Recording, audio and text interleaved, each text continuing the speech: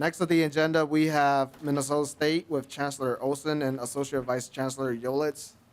Welcome to the committee. Please identify yourself and proceed.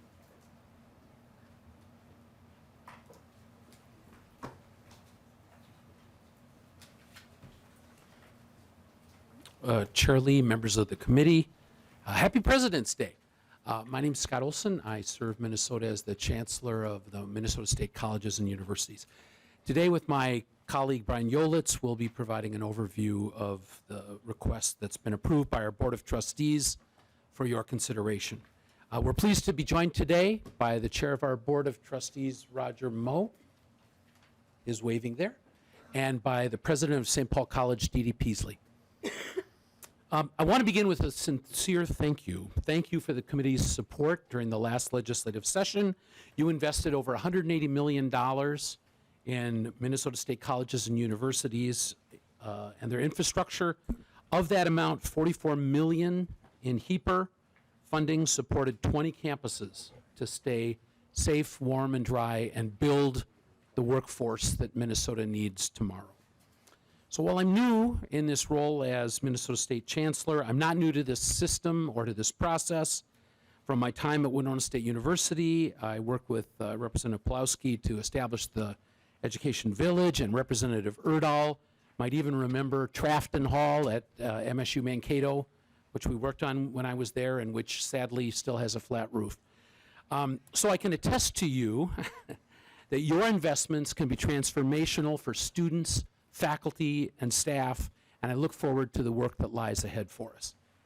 Speaking of Winona, I want to note that Representative Pawlowski serves on this committee, and I'd like to take this opportunity to thank him for his mentorship, for his wisdom about higher education, and for everything he's done for Winona and for Minnesota. During my first month on the job, I visited all of the campuses in the Minnesota State College and University system that had a project. And I learned firsthand that the infrastructure needs of our campuses are real, and they impact our ability to recruit and retain students and faculty, those students who will become Minnesota's future workforce.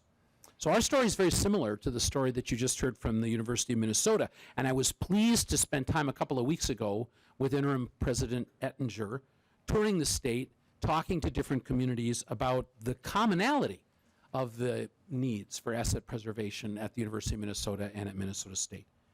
Prioritizing an investment in Minnesota State public higher education, both at the University of Minnesota and Minnesota State, is an investment in Minnesota's future.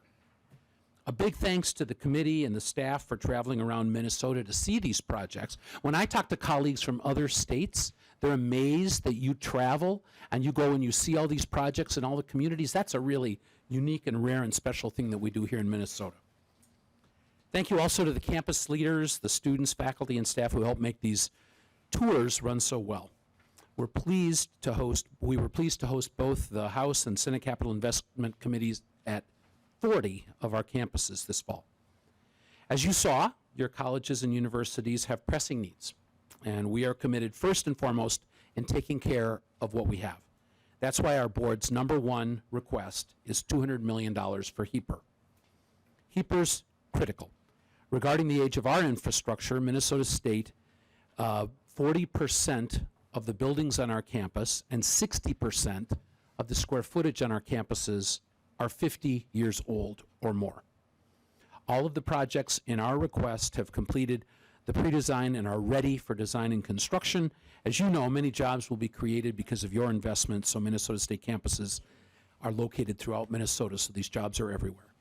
Before I turn the presentation over to Mr. Yolitz, I'd like to recognize and thank you for honoring the Board of Trustees' priority ordering in the past. As you know, we go through a very rigorous process of ordering these requests that involves representatives from all of our campuses reading, scoring, ranking these things, and then our board approves one master list. So Chair Lee, with your permission, I'd like to turn over the presentation to our Associate Vice Chancellor, Brian Yolitz. Welcome. Please identify yourself and proceed. Good afternoon, Chair Lee and committee. I am Brian Yolitz, and I serve as Associate Vice Chancellor for Facilities for the Minnesota State System of Colleges and Universities. It's good to be with you again. We're not on the road, and Steve isn't driving the bus. But it's good to be with you nonetheless.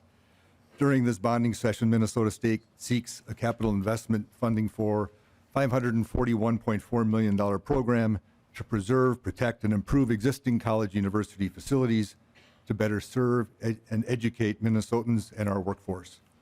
$200 million of the request is for asset preservation through HEAPR to fund more than 70 projects at our college university campuses across the state. The balance is or $341.4 million is for the design and/or construction of work at 15 specific college university projects depicted in the green stars on the map of Minnesota. These include construction of 5 projects that the state invested in design work in the last session, totaling about $17.3 million, design and construction of 8 projects, and then the design of 2 campus projects that would seek construction funding in a future legislative session. As Chancellor Olson noted earlier, all of these projects have completed their pre-design work and are ready to move forward now. Given our 1/3 debt shared responsibility for individual college or university projects, this program seeks total state funding of $427.6 million and user financing of $113.8 million for the 15 project requests. And this user financing is funded by Minnesota State colleges and universities.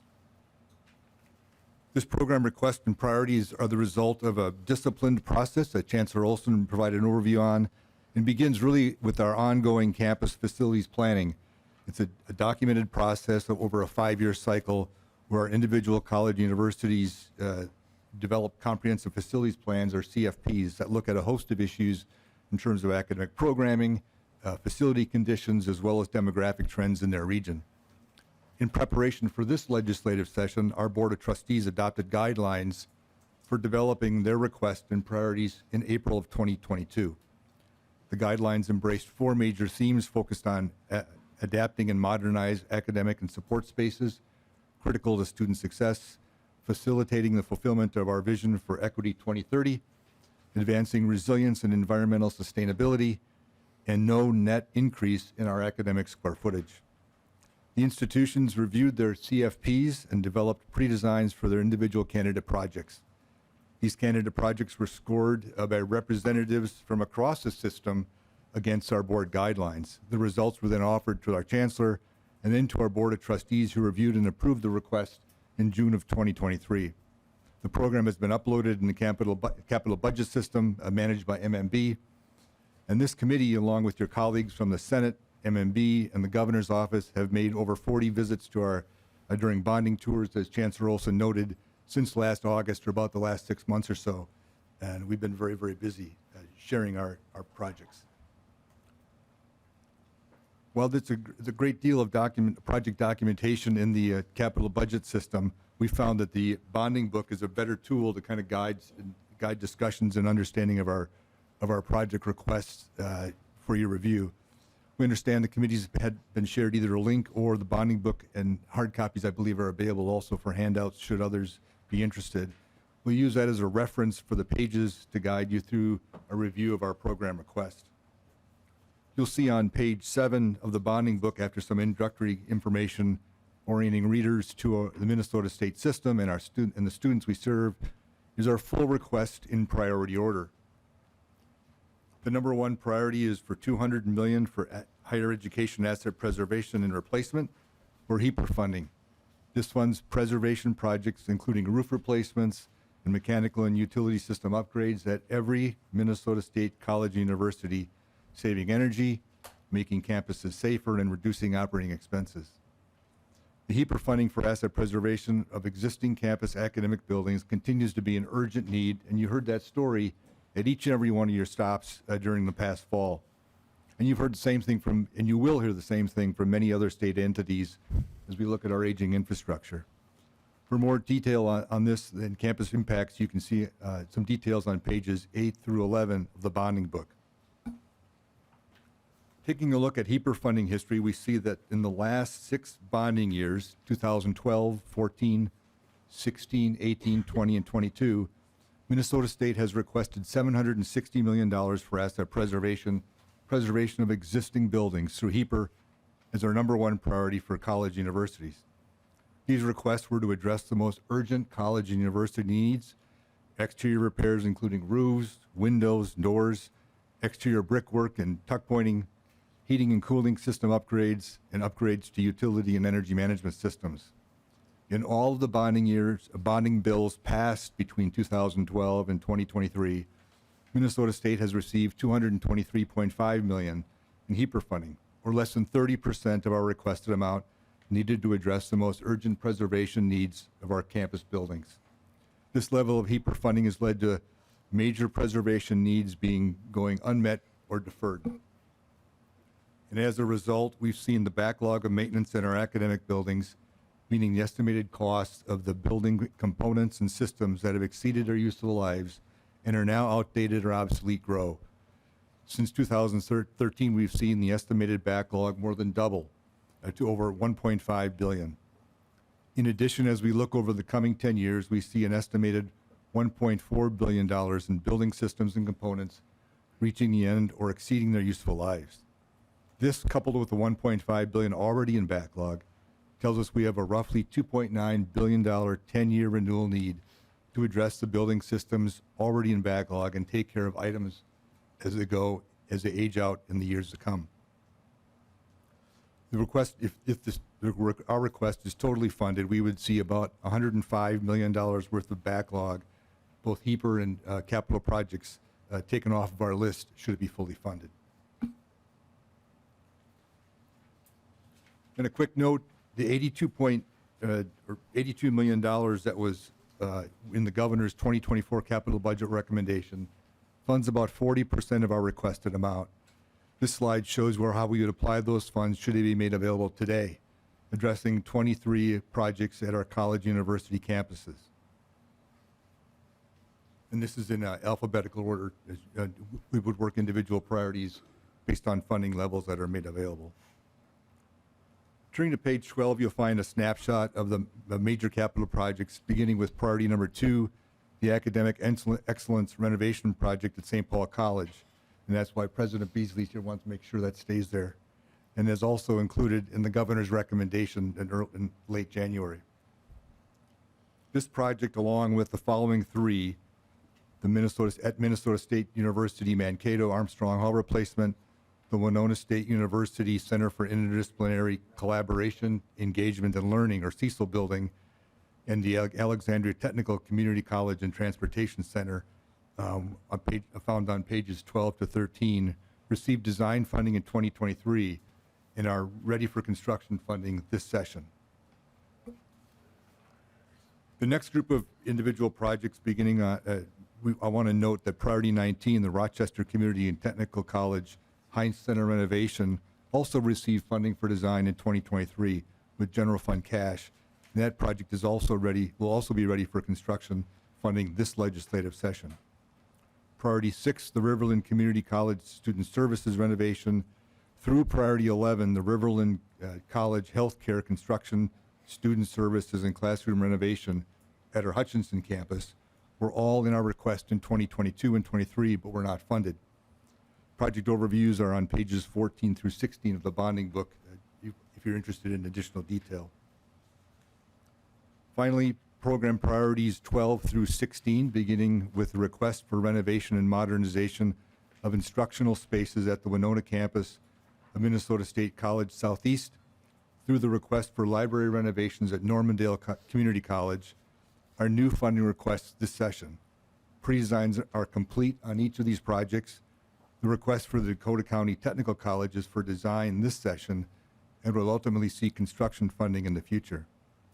Projects at MSC Southeast, South Central College, Anoka Ramsey Community College, and Normandale Community College would fund design and renovation of existing facilities if they were fully funded this session. More details about these individual projects are on pages 17 through 19. We recognize that competition for state funding is keen and state resources are limited, but investment in higher education is critical to the success of our students and all of Minnesota, and with impacts deep into the future. We have seen a general but steady decline in capital investments in higher education, whether it's investment in Minnesota State by itself or Minnesota State and the University of Minnesota combined, as you see in the line, top line in blue. This decline is concerning as many of our facilities and their systems are reaching the end of their useful lives. Recall that we have over a $1.5 billion backlog in items, and as we look to the future, an estimated $1.4 billion in coming needs due in the next 10 years. We will work to slowly reverse this trend this session and long into the future. A couple of points before closing. First, please know that the funding from 23 have been put to use and is making a difference today. With more than 20 HEAPR projects underway, making campuses warm, safe, and dry, the 2023 program also included funding for 13 individual campus projects. Construction is getting underway at Minnesota State University Moorhead, the Weld Hall. Many members have been and eaten many meals in that Weld Hall facility. Chair Lee, I saw you smile. Denver Hills Community College, as well as Minneapolis College, acting on designs funded in prior bonding bills. Pine Technical and Community College will soon wrap up their design process and move on to construction as well. Design is underway for projects at the Vermillion campus of Minnesota North College, the Brainerd campus of Central Lakes College, and the East Grand Forks campus of Northland Community and Technical College, Lake Superior College in Duluth, and Metropolitan State University and their cybersecurity program will begin construction very shortly at the St. Paul location.